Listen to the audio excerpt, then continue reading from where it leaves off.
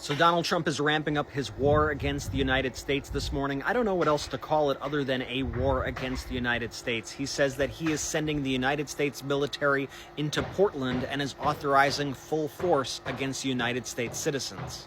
Here's what Trump just posted. He said, at the request of Secretary of Homeland Security Kristi Noem, I am directing the Secretary of War, I want you to note, Secretary of War, Pete Hegseth, to provide all necessary troops to protect war-ravaged Portland and any of our ICE facilities under siege from attack by Antifa and other domestic terrorists. I am authorizing full force if necessary. Thank you for your attention to this matter. Let's be honest about what Trump is doing here. He is directing the U.S. military to clamp down on protests against ICE in Portland.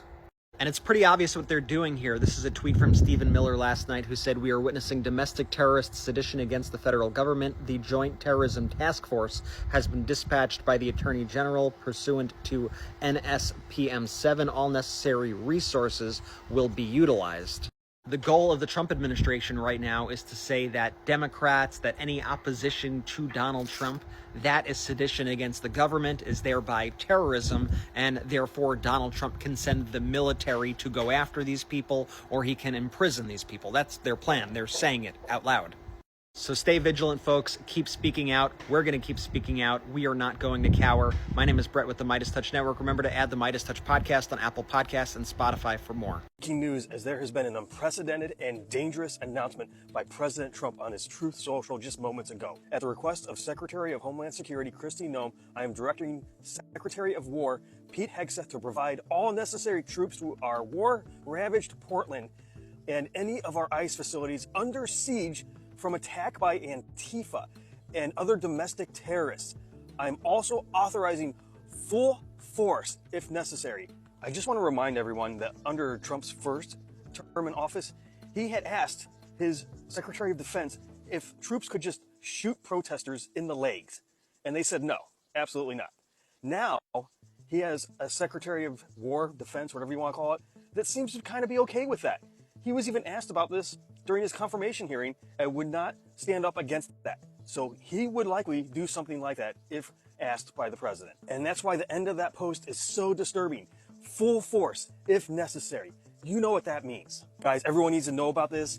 We could be barreling down a path right now where Trump turns our military against its citizens. Everyone in Portland needs to know about this. Everyone there, stay safe. Be careful. This is dangerous. This is one of the most dangerous posts I've ever seen from this president. He is describing a situation that doesn't exist and authorizing force that is unnecessary. Let me know if you agree. Let people know about this. Spread the word. Comment, like, share, follow, subscribe, and I'll see you back here for the 411. Hi everyone, welcome back to the channel. Today we need to talk about something very serious. Donald Trump is sending the US military into Portland. He is authorizing what he calls full force against America. This is not just politics as usual. This is dangerous. And if we don't pay attention, this is the kind of thing that take democracy away, pieces by pieces. So here is the situation. People in Portland have been protesting. Many of them are demanding racial justice, police reform, and an end to systemic racism. These are people exercising their First Amendment right, the right to protest, to gather, and to speak fluently. The Constitution says the military is to protect the country from foreign threats. It's not meant to silence citizens using troops like this is not patriotism. This is opposite. Real patriotism means defending people's rights, even when you don't agree with them. So, Trump is not protecting democracy. He is threatening it. Sending troops to Portland, it's about showing power, not solving problems. If we care about freedom, justice, and equalities, we cannot stay silent. We will have to call this out for what it is, abuse of power. Intimidation. President Trump is trying to intimidate Americans, and his latest example of that is his announcement today that he will be deploying troops to Portland. Portland by no means is a perfect city, but it's also not the worst city or one of the worst cities in the country. I was just there last month, walking around Portland. I'll be there next month, and I'll be there again in December. If the president really wants to deploy troops on US soil for safety reasons, he should look at Cleveland, Kansas City, St. Louis, New Orleans, Birmingham, Alabama, and they all have Republican governors, by the way. The cities I just mentioned are some of the ones that have the highest crime rates in the entire country. Sending troops to Portland is completely political. The Rose City has its flaws, yes, but it's a great city and one of the most progressive cities in the country. President Trump, stay the hell away from the city of Portland. Portland, Oregon, my city, the city of bridges, of movements, of people who refuse to be silenced. And now Trump is going to unleash the U.S. military on us. That's not leadership. That's weakness. And that's trying to invoke fear, and it's trying to crush democracy instead of listening to the people and taking criticism like everybody else does. But here's the truth. Portland has always been louder than intimidation, and it's one of the many things that I love about the city. We have marched for justice, we've stood for equity, and we've shown the country what happens when people take the power into their own hands. And this only proves that we're on the right side of history with this, because we refuse to bow down and kiss the feet of a wannabe dictator. This fight isn't just about one city. It's about whether voices matter more than violence, whether people and communities can stand up to power and say enough. We know where we stand. We stand with each other. We stand with democracy, and we're not backing down. So speak up, show out, share this, because Portland isn't just resisting, we're leading, and together we are unstoppable, us and every single city that he's trying to do this in. And also, if you're a Portlander or an Oregonian, drop a comment, share a pic, show the people what Portland really is, because I don't remember the last time Donald Trump was in our city. Good afternoon, and thank you for joining us. I'll jump right in. President Trump has directed all necessary troops to Portland, Oregon. The number of necessary troops is 0 in Portland and any other American city. Let me repeat. Portland is an American city, not a military target. The president will not find lawlessness or violence here. I've been so deeply disappointed to see footage from a half-decade ago recycled and recycled again. If President Trump came to Portland today, what he would find are people riding their bikes, playing sports, enjoying the sunshine, buying produce at a farmer's market. We've had hard conversations and done important work in the years since that footage was recorded. We've reformed our public safety system. We've refocused on our community and our economy. We've redoubled our efforts to help our most vulnerable. In fact, we could use federal help with all those things I just listed. Imagine if the federal government sent hundreds of engineers or teachers or outreach workers to Portland instead of a short, expensive, and fruitless show of force.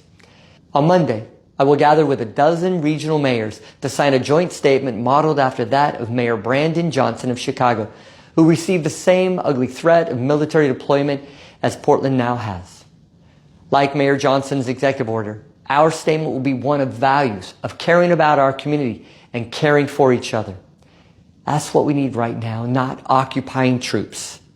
It will also cover the standards that we hold ourselves to and the standards that we must, as a nation, hold our federal law enforcement and military to. We have a place at the table for everyone willing to lend a hand, and that should include the federal government. Again, I'm so deeply disappointed with the federal government's irresponsibility. At the end of the day, this may be a show of force, but that's all it is, a big show. And after a big show, everyone goes home. And that's what I want to see happen here. In Portland, we have a long, proud tradition of large-scale peaceful protests. We have a long and proud track record of being at the forefront of positive social change. There are new risks today, risks that we don't yet fully understand. The administration has refused to elaborate on what they mean when they say they will deploy full force against our people. I will also say this. Avoiding this unknown element will not prevent us from joining together to raise our voices to call for an end to this federal government's unwanted, unneeded, and un-American deployment to the city we call home. Thank you. So my message to all the people that's in the military that's abiding by the rules that Donald Trump sent to them, as opposed to them sending all of these damn military servicemen to Portland, Oregon, that's very much illegal. You're not supposed to do that shit, and you're supposed to actually decline doing anything illegal. Honestly, you know, the U.S. military is not a enforcement force, and the fact that Donald Trump told them to do full force in Oregon is actually illegal. That is very much authoritarianism and fascist dictatorship bullshit. All of that is rhetoric, okay, you guys? At the end of the day, like I said to y'all before, the United States military is not an enforcement force, and all the federalized service must abide by the Pausa Comitatus Act. And basically, they must disobey any type of illegal orders. And to every guy and woman that's inside the military that's not saying no to these fucking orders, you should be fucking ashamed of yourself. Be ashamed of yourself. How are you going to other countries to defend your country, but coming to your country to actually harm your country? Make that shit make sense. All of our military men, like I said, you know, Donald Trump had asked for Pete Hegseth to send for all of the fucking military servicemen and all this other shit to come to Quantico on Tuesday, right? All the generals, all the admirals, all meeting up at Quantico, right, on Tuesday.